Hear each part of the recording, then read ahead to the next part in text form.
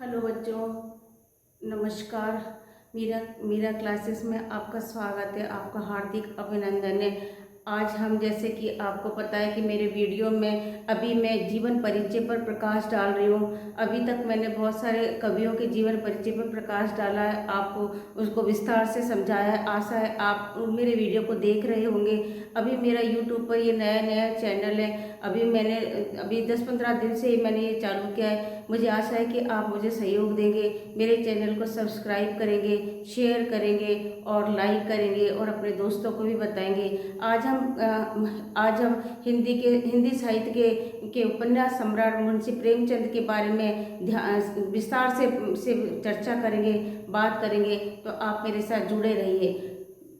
आज हम बात करते हैं मुंशी प्रेमचंद के जीवन परिचय और उनके कृतित्व पर हम बात करते हैं। जैसा कि आपको पता है कि मुंशी प्रेमचंद हिंदी उपन्यास सम्राट कहलाते हैं। उन उपन्यास सम्राट कहलाते हैं। इनके उपन्यासों में आर्थिक जीवन से संबंधित, गांव के जीवन से संबंधित उनके संघर्ष, उनकी आर्थिक स्थिति के बारे में विस्तार से उन्होंने अपने अपने अपने उपन्यासों में जगह दी है।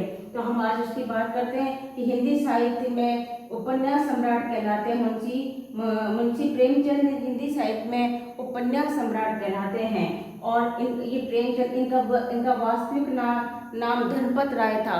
पहले जब ये लिखते थे तो धनपत राय के नाम से लिखते थे। इनका वास्तविक नाम श्रीवास्तव था। ये माथुर जाति के हैं, श्रीवास्तव माथुर में होते हैं। तो इनका पूरा नाम था धनपत राय श्रीवास्तव। ये इनका बचपन का नाम था धनपत राय श्रीवास्तव। इनका ये बचपन का नाम था। और इन्होंने शुरू में ही जो है, जब ये स्कूल पढ़ते थे तभी इन्होंने शुरू में ही हिंदी, उर्दू और फारसी, ये सारी भाषाओं का इनको ज्ञान था, इनकी अच्छी पकड़ थी इसके ऊपर। तो ये उर्दू में पहले उर्दू में कहानियाँ लिखा करते थे, लेकिन बाद में फिर ये प्रेमचंद के नाम से हिंदी में लिखने लगे। तो हम इस पर प्रकाश डाल रहे हैं। हिंदी और उर्दू के ये श्रेष्ठ ज्ञाता थे। हिंदी के और उर्दू के ये श्रेष्ठ ज्ञाता थे। अब आता है कि इन्होंने कहानी लिखी है, उपन्यास लिखे हैं, निबंध लिखे हैं। कहानी, उपन्यास और निबंध लिखे हैं। जैसा कि आपको पता है कि इनकी बहुत सारी कहानियां हैं। और जो मानसरोवर भाग 8 में इनकी कम से कम 300 की कहानियां संग्रहित हैं। मानसरोवर भाग 8 में इनकी जो कहानियां हैं वो संग्रहित हैं। इन्होंने उपन्यास लिखे हैं, अभी मैं आपको आगे उपन्यासों के नाम बताऊंगी। और इन्होंने निबंध लिखे हैं। इसके माध्यम से ये समाज में विख्यात हो गए और समाज के यथार्थ जीवन को इन्होंने अपनी कहानी में, अपने उपन्यास में, समाज में जो वास्तविकता का जीवन होता है, जो किसानों का जीवन होता है, जो गरीबों का जीवन होता है, जो संघर्ष में जीवन होता है, जो पूंजीपति लोग जो है किस तरह से शोषण करते हैं गरीबों का, उसको इन्होंने अपने उपन्यासों में जो है स्थान दिया है। तो इन्होंने क्या करा है, समाज की यथार्थ को उजागर किया है। समाज के यथार्थ को कि समाज में क्या चलता है उसको उन्होंने उजागर किया है। और जनमानस की पीड़ा, समाज में जो निम्न वर्ग के लोग हैं उनकी पीड़ा को इन्होंने अपने उपन्यासों में स्थान दिया है। और उनका संघर्ष कैसा है, किस तरह से वो आर्थिक समस्याओं से जूझते हैं और किस तरह से समस्याओं का वो सामना करते हैं। और आकांक्षाओं को, उनके अंदर जो आकांक्षा, वो पूंजीपति वर्ग उनको पूरा नहीं होने देते हैं। और इस तरह से उन्होंने साहित्य का उनका जो विषय है वो ये सब बातें हैं कि उन्होंने संघर्ष, समस्या और जनमानस की पीड़ा को अपने साहित्य में स्थान दिया, उसको उजागर किया है। ठीक है। अब आता है कि इनका जन्म कब हुआ था। तो सबसे पहले आता है कि इनका जन्म 31 जुलाई 1880 ईस्वी को हुआ था। किसी किसी किताब में विक्रम संवत होता है और किसी किसी किताब में ईस्वी होता है। तो मैं आपको ये बता चुकी हूँ। तो इनका जो जन्म हुआ था 1880 के अंदर हुआ था और 31 जुलाई को हुआ था। और जो जगह है, स्थान है, वो है वाराणसी, जिसको काशी भी बोलते हैं। और वो उत्तर प्रदेश में, उसका एक छोटा सा गांव है लम्ही गांव में, छोटा सा, उसमें इनका जन्म हुआ था। अभी तक मैंने जितने कवियों के जो परिचय मैंने आपको पढ़ाए, मैं अधिकतर देख रही हूँ कि सारे कवि जो है, मतलब अधिकतर जो कवि हैं वो उत्तर प्रदेश के ही हैं और बनारस के, प्रयाग के, ऐसे छोटे छोटे गांव के जो है कवि हैं। ठीक है। इनके पिता का नाम अजायबगढ़ था। इनके पिता का नाम अजाव राय था। जो कि डाकखाने में क्लर्क थे, डाकखाने में क्लर्क की नौकरी करते थे। इनके पिता का नाम अजय राय था। इनके पिता का नाम अजय राय था, जो कि एक डाकखाने में छोटी सी नौकरी करते थे। और इनकी माता अनुप्रिया देवी थी, जो कि धार्मिक प्रवृत्ति की थी और धर्म से जुड़ी हुई थी, धर्म की बातें उनको समझाती थी। इनकी पत्नी का नाम शिवरानी देवी है। इनकी पत्नी पहले इनकी शादी हुई थी, लेकिन वो शादी थोड़े से दिन में ही छूट गई, क्योंकि घर में कलह होता था। क्योंकि इनके पिताजी ने भी दूसरी शादी करी थी, तो वो सौतेली माँ और इनकी पहली पत्नी के बीच में बनती नहीं थी। घर कलह के कारण वो उनको छोड़ के चली गई थी। और फिर बाद में जब इन्होंने शिवरानी देवी से, जो कि एक विधवा थी और वो बाल विधवा थी, उनसे उन्होंने शादी करी। तो हमको यहाँ पर एक पॉइंट आता है, यहाँ पर यह आता है कि उस समय जो देश में अराजकता फैली हुई थी, उस समय इन्होंने इतना बड़ा कदम उठाया कि इन्होंने एक बाल विधवा से शादी करी और एक समाज में अपने एक उच्च आदर्श प्रस्तुत किया। तो ये शिवरानी देवी जो थी इनकी दूसरी पत्नी थी, और ये एक लेखिका भी थी, और ये समाज सुधारक भी थी, और उन्होंने गांधी जी के असहयोग आंदोलन में भी भाग लिया।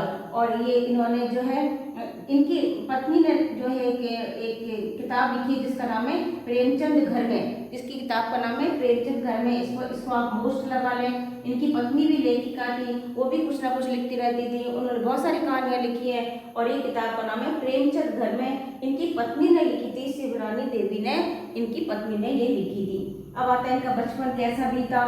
तो आर्थिक तंगी से इनका बचपन बीता, क्योंकि इनकी माता का नाम जो है 8 वर्ष की अवस्था में इनकी माता का निधन हो गया था, और इनके पिताजी एक छोटे से क्लर्क की नौकरी करते थे। तो ये आर्थिक तंगी के कारण इनका जीवन बीता, और ये खुद जो है पढ़ते तो फिर पढ़ाते थे, और तब जाकर के उनको थोड़े से 5-7 रुपये मिलते थे, उसमें वो अपनी किताबें खरीद करके और रात को लालटेन में बैठ करके, चिमनी में बैठ करके पढ़ते थे। और पारिवारिक कलह घर में बहुत था, पारिवारिक समस्याएं बहुत थी। इस तरह से इनका जीवन कठिनाई से बीता। कुछ समय बाद इनके पिता की भी मृत्यु हो गई, और घर में जो है 5-7 जने थे, इसलिए इनको पैसे भी कमाने पड़ते थे और पढ़ना भी पड़ता था, और कठिनाइयाँ भी थी।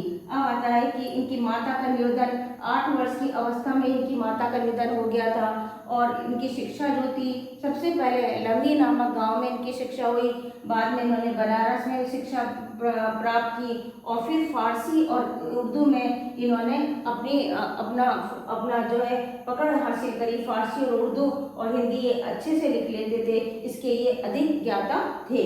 और इन्होंने, आप देखें कि हिंदी के सम्राट होने के बावजूद इन्होंने अंग्रेजी साहित्य के अंदर बीए किया, अंग्रेजी साहित्य के अंदर इन्होंने बीए किया, और लेकिन अंग्रेजी में ना लिख करके हिंदी में इन्होंने विभिन्न प्रकार के उपन्यास और कहानियाँ लिखी हैं। आगे आता है कि इनकी नौकरी के बारे में आगे आता है कि सबसे पहले जब घर में स्थिति ऐसी थी, तो उसी बीए करने के बाद में इन्होंने पहले अध्यापक की नौकरी करी, बहुत दिन तक अध्यापक के पद पर रहे। बाद में जब इन्होंने अच्छा कार्य किया, तो उसी स्कूल के अंदर, उसी वहाँ पर इन्होंने निरीक्षक का काम किया। मतलब स्कूल का निरीक्षक का जो काम होता है उसको इंस्पेक्टर ऑफ स्कूल कहते हैं, अंग्रेजी के अंदर इंस्पेक्टर ऑफ स्कूल कहते हैं, जिसको हिंदी में कहते हैं निरीक्षक का काम करना। तो ये इंस्पेक्टर ऑफ स्कूल के इन्होंने, इसके बाद में उन्होंने इसकी नौकरी, आगे हम बात करते हैं जैसे कि उनकी नौकरी की। सबसे पहले मुंशी प्रेमचंद जी ने अध्यापक की नौकरी की, बाद में उनको जो है इंस्पेक्टर ऑफ स्कूल की नौकरी मिली, यानी कि पूरे स्कूल का निरीक्षण करना। और इस तरह से जब उनको लगा कि जब देश में असहयोग आंदोलन चालू हुआ गांधी जी के सानिध्य में, तो उन्होंने उसमें भाग लिया, असहयोग आंदोलन में भाग लिया और सरकारी नौकरी छोड़ दी। और इस तरह से फिर वो पत्रकारिता में और लेखन के कार्य में लग गए, साहित्य लिखने में, और पत्रकारिता के आधार उन्होंने बना लिया और लिखने लग गए। तो इस तरह से उनकी जो पहली नौकरी थी ऐसे थी, असहयोग आंदोलन में उन्होंने भाग लिया और सरकारी नौकरी का त्यागपत्र दे दिया। अब आता है उनका साहित्यिक जीवन कैसा था। साहित्यिक जीवन से मतलब है कि पहले तो वो उर्दू में लिखते थे, पहले वो उर्दू में नवाब राय के नाम से लिखते थे। उनका बचपन का नाम तो धनपत राय था, लेकिन जब वो लिखते थे पहले उर्दू में लिखते थे तो वो नवाब राय के नाम से लिखते थे। और उन्होंने सबसे पहली जो पुस्तक लिखी वो असरार ए माआविद लिखी, यानी देव स्थान रहस्य। तो जब ये पुस्तक लिखी तो जो है अंग्रेजों को ये पुस्तक पर थोड़ा सा शक हुआ और उन्होंने इस पुस्तक पर कुछ आपत्ति उठाई और इस तरह से उनकी पुस्तक को जब्त कर लिया गया। ऐसा भी कहा जाता है कि उनकी सोजे वतन जो पुस्तक थी इसमें 5 कहानियाँ संग्रहित थी, 5 कहानियाँ। तो सोजे वतन को भी अंग्रेजों ने जब्त कर लिया था क्योंकि वो उनके खिलाफ उन्होंने इसमें लिखा था। इस तरह से कोई भी लेखक जब किसी सरकार के खिलाफ लिखेगा तो वो क्यों उसको जीने देगी, क्यों उसको करने देगी। तो इस तरह से उन्होंने उनकी सोजे वतन भी जब्त कर ली। अब आता है इसके बाद में जब वो लिखना उन्होंने बंद कर दिया तो उनके दोस्तों ने उनको समझाया कि इस तरह से आप नाम बदल लो और नाम बदल करके वापस से लिखना चालू करो। तो उनको एक बात अच्छी लगी और उन्होंने प्रेमचंद के नाम से फिर हिंदी में लिखना चालू किया। तो ये मैंने आपको समझाया कि ये प्रेमचंद के नाम से फिर उन्होंने हिंदी में लिखना चालू किया। अब आता है कि इन्होंने क्या क्या लिखा, इनकी कृतियाँ क्या है, इनका साहित्यिक जीवन कैसा है और क्या लिखा। तो इनकी मुख्य रचनाएं मैं आपको बता रही हूँ। तो सबसे पहले मैं आपको उपन्यास पर हम प्रकाश डालते हैं। तो सबसे पहला जो उनका उपन्यास था वो सेवा सदन था। पहला उपन्यास सेवा सदन था। 1919 में इन्होंने सेवा सदन लिखा था। अब इसके अंदर क्या था जो मैं छोटा सा पॉइंट से बता रही हूँ आपको। स्त्रियों की दयनीय स्थिति के बारे में लिखा कि स्त्रियाँ अपने पेट की आग को बुझाने के लिए कोई भी काम करने के लिए तैयार रहती थी। तो इसकी जो पात्र स्त्री है वो जो है आर्थिक स्थिति तक होकर वेश्यावृत्ति तक की समस्या इसमें बताई गई है। अब इसके बाद में आता है निर्मला 1927 में लिखी गई। 1927 में लिखी बाल विवाह पर आधारित ये इनका उपन्यास है, अच्छा उपन्यास है। बाल विवाह और दहेज प्रथा पर कैसे दहेज के लिए कैसे स्त्रियों पर वो अत्याचार किए जाते हैं, कैसे उनके ऊपर अंकुश लगाए जाते हैं। इस तरह से निर्मला में दहेज प्रथा की समस्या को उजागर किया है इन्होंने अपने उपन्यास में।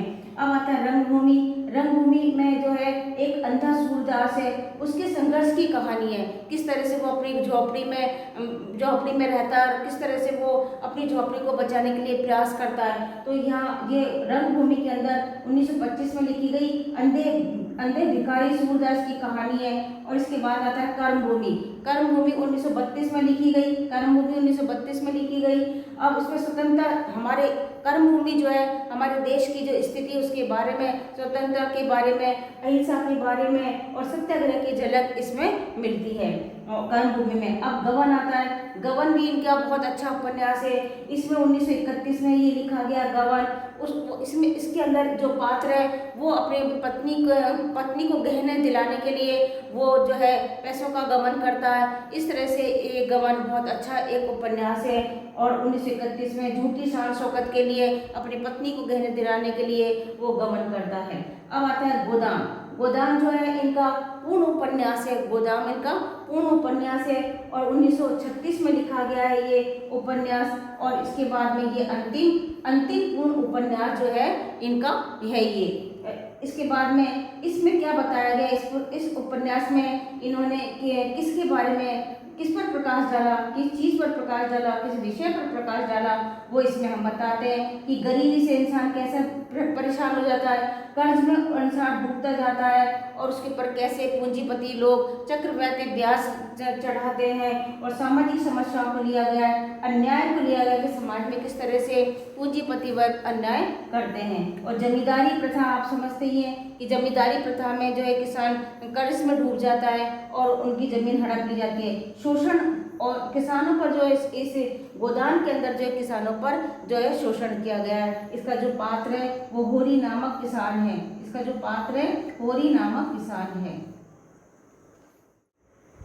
आगे हम बात करते हैं कहानियों की। अभी हमने बात करी थी उपन्यास की, अब हम आगे बात करते हैं कहानियों की। जैसे कि आपको पता है दोस्तों कि मुंशी प्रेमचंद एक विख्यात उपन्यासकार हैं। इन्होंने बहुत सारी कहानियाँ लिखी हैं। तो जो हम कहानियाँ लिखते हैं और तो उनका संग्रह जो उन्होंने क्या है, उन्होंने मानसरोवर भाग 8 में उन्होंने अपनी कहानियों का संग्रह किया है। जैसे कि ऐसा कहा जाता है कि लगभग 300 के करीब उन्होंने अपनी कहानियाँ लिखी हैं। तो कुछ कहानियाँ तो मैं आपको यहाँ पे बता रही हूँ, बाकी कुछ कहानियाँ आप देखेंगे कि जैसे बहुत सारी कहानियाँ हैं।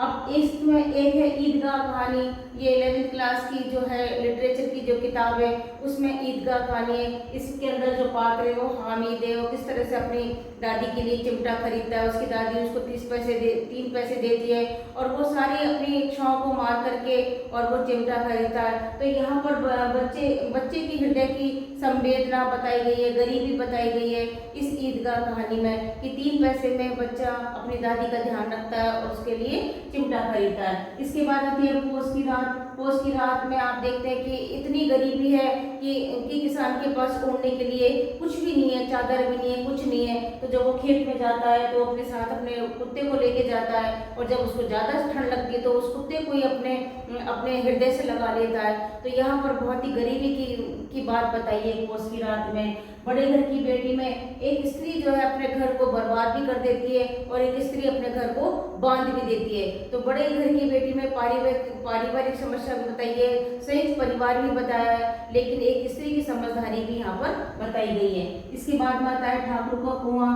ठाकुर को कुआं की कहानी के अंदर ये उजागर किया है मुंशी प्रेमचंद ने कि किस तरह से की जाति प्रथा, किस तरह से कुप्रथा जो है जाति की बताई गई है कि यहाँ पर जो है एक निम्न जाति की स्त्री जो है ठाकुर के कुएं से पानी नहीं खींच सकती है, उसके घर में पानी हर नहीं है। इस तरह से यहाँ पर ये समस्या यहाँ पर बताई गई है। जातिवाद, भेदभाव, यहाँ पर अछूतों की समस्या भी यहाँ पर बताई गई है कि किस तरह से निम्न जाति के लोगों से अछूतों का व्यवहार किया जाता है। अब आता है कफन। ये तो आप जानते ही हैं कफन के अंदर क्या है। कफन के अंदर एक बाप बेटे होते हैं, वो दोनों जो है नशा करते हैं और जब उसकी बेटे की बहू की प्रसव पीड़ा होती है और उस प्रसव पीड़ा से वो मर जाती है तो गांव वाले पैसा इकट्ठा करते हैं कफन के लिए और वो बाप बेटे जो है वो दारू पी जाते हैं उसकी। इस तरह की यहाँ पे एक सामाजिक संवेदना यहाँ पर बताई गई है कि किस तरह से एक ये नशा जो होता है वो इंसान को बर्बाद भी कर देता है। तो ये कफन बहुत ही मुंशी प्रेमचंद का बहुत ही दर्द विदारक जो है ये कहानी है, आप इसको पूरी पढ़ें। इसके बाद में आता है इसके पर नशा आता है। नशा के अंदर तो ये सामाजिक कुप्रथा है नशा कि नशे के अंदर जो है व्यक्ति बिल्कुल बर्बाद हो जाता है। इस तरह से बहुत सारी कहानियां हैं। 2 बैलों की आत्मकथा इनकी कहानी है जो 9th क्लास की किताब के अंदर है। तो आज में जो ये जो जीवनी जो मैं आपको पढ़ा रही हूँ ये सारी हमारी 11th, 12th, 9th, 10th सारी किताबों के अंदर इनके जो है इनकी जो है जीवनी है और उसको आप देखें। तो यहाँ पर मैंने इस प्रकार मुंशी प्रेमचंद ने इन कहानियों के अंदर क्या बताया, गरीबी बताई है, शोषण बताया है कि कैसे पूंजीपति वर्ग लोग गरीबों का शोषण करते हैं, जातिवाद की समस्या बताई है और इस तरह से स्त्रियों की स्थिति का वर्णन यहाँ पर इनकी कहानियों में किया गया है। मानवीय संवेदना, ये कफन में के लोग कफन के लिए पैसा इकट्ठा लोग करते हैं और लेकिन जो है वो ये मानवीय संवेदना को बहुत सजीवी से आज भी समाज के अंदर वो स्थिति, गांव के अंदर वो स्थिति आज भी व्याप्त है। तो उनकी कहानियां पढ़कर ऐसा लगता है जैसे सजीवता उजागर हुई है। वो उनकी कहानियों में आज भी सजीवता मिलती है और बारीकी से उजागर किया गया है। उन्होंने अपने उपन्यास के कहानी के पात्र भी गांव के लोगों के नाम पर ही उन्होंने अपने उपन्यास के और अपनी कहानियों के पात्र भी उनके नाम पर ही रखे गए हैं। और इनकी जो सारी कहानियां मैं आपको बता चुकी हूँ, मैं आपको फिर बता रही हूँ। मानसरोवर भाग 8 में 300 के लगभग कहानियां हैं। अब आता है इनकी साहित्यिक विशेषता क्या है। इनकी साहित्यिक विशेषता है कि इन्होंने उपन्यास में, कहानी में यथार्थवाद का चित्रण किया है। यथार्थवाद क्या होता है, वास्तविकता का चित्रण किया है और इसके बाद में वो वास्तविकता को एक उन्होंने आदर्श के रूप में लेके गए और उसका दोनों का समन्वय कर दिया। आदर्शवाद, यथार्थवाद का समन्वय कर दिया है। अब इनकी भाषा कैसी है, इनकी भाषा बिल्कुल सरल है और सहज है और वो भाषा जो है लोक जीवन से जुड़ी हुई है कि उसको उनके उपन्यास को, उनको कहानी को बच्चे से लेकर बड़े तक कोई भी आसानी से पढ़ सकता है। तो लोक जीवन से उनकी भाषा जुड़ी हुई है। और उपाधि और योगदान तो आप समझते ही हैं कि इनको कलम का सिपाही भी कहा जाता है और इनको उपन्यास सम्राट भी कहा जाता है। इसके बाद में आता है कि इन्होंने आधुनिक हिंदी साहित्य में यथार्थवाद युग के जनक भी माने जाते हैं। ये आधुनिक हिंदी हिंदी में यथार्थवाद के ये जनक भी माने जाते हैं। उनकी रचनाएं आज भी सामाजिक चेतना और प्रेरणा का स्रोत हैं। आज उनकी रचनाएं आज भी सामाजिक चेतना का और प्रेरणा का स्रोत बनी हुई हैं। इस तरह से आपने देखा कि इन्होंने जो है अपने जीवन के अंदर बहुत कुछ लिखा और बहुत कुछ समाज की कुप्रथाओं को, समाज की संवेदना को उजागर किया। इनका अंतिम समय जो कैसा बीता, इनके अंतिम समय में ये बहुत ज़्यादा कमज़ोर हो गए थे। पूरे जीवन में आर्थिक स्थिति, गरीबी और संघर्ष का इन्होंने जीवन जिया और इस तरह से वो अंत में बीमार हो गए और 8 अक्टूबर 1936 को लखनऊ के अंदर इनका देहांत हो गया। इस प्रकार मैंने आपको ये मुंशी प्रेमचंद का जीवन परिचय बहुत ही विस्तार से, बहुत ही ज़्यादा पॉइंट में डाल करके आपको समझाया है। मुझे आशा है कि आपको समझ में आ गया होगा और आप जो है मेरे वीडियो को ध्यान से पढ़ें, देखें, समझें और उसको सब्सक्राइब करें और लाइक और शेयर करें। धन्यवाद। आज के लिए इतना ही।